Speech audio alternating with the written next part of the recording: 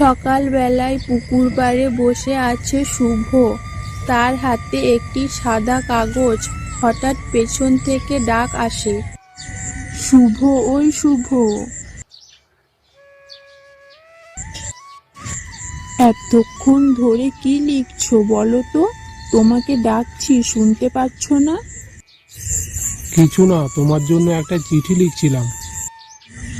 আমার জন্য চিঠি পড়ে শোনাও দেখি। ঠিক আছে, শোনাচ্ছি। তুমি আছো বলে আকাশ আজ এত নীল, তুমি ছুঁয়েছো বলে মনে পেয়েছে রঙিন রঙের তিল। মেঘলা অনেক লজ্জা পেয়ে যায়।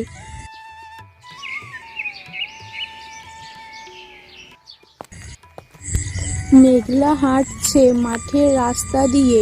হঠাৎ পিছন থেকে রুদ্র নামে এক যুবক এসে দাঁড়ায়। মেঘলা, তুমি জানো না, শহরে আমার বড় চাকরি হয়েছে, চলো তোমায় নিয়ে যাব। না রুদ্র, আমার জীবনের সাথী এখানে, সে শুভ। তার ভালোবাসার কাছে তোমার চাকরি কিছুই নয়। রুদ্র রাগে সেখান থেকে চলে যায়।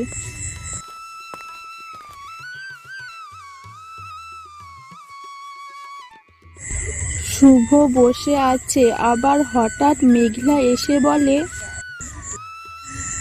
শুভ, তোমার লেখা চিঠি আজ সারাদিন মনে পড়ছে। তুমি জানো, এই গ্রামের আকাশ যতটুকু বড়, তার থেকেও বড় তোমার ভালোবাসা।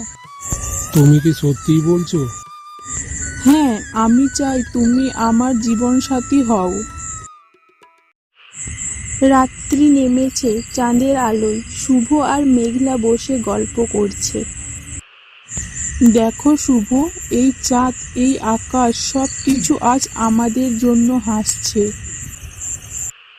তুমি আছো বলেই পৃথিবীটা এত সুন্দর লাগছে। দূরে কোথাও বংশীর মিষ্টি সুর বাজছে। বাতাসে ছড়িয়ে পড়ছে কাশফুলের গন্ধ। শুভ ও মেঘলা নতুন জীবনের স্বপ্নে ডুবে যাচ্ছে। রাতের আকাশে তারা জ্বলছে, তাদের ভালোবাসার সাক্ষী হয়ে।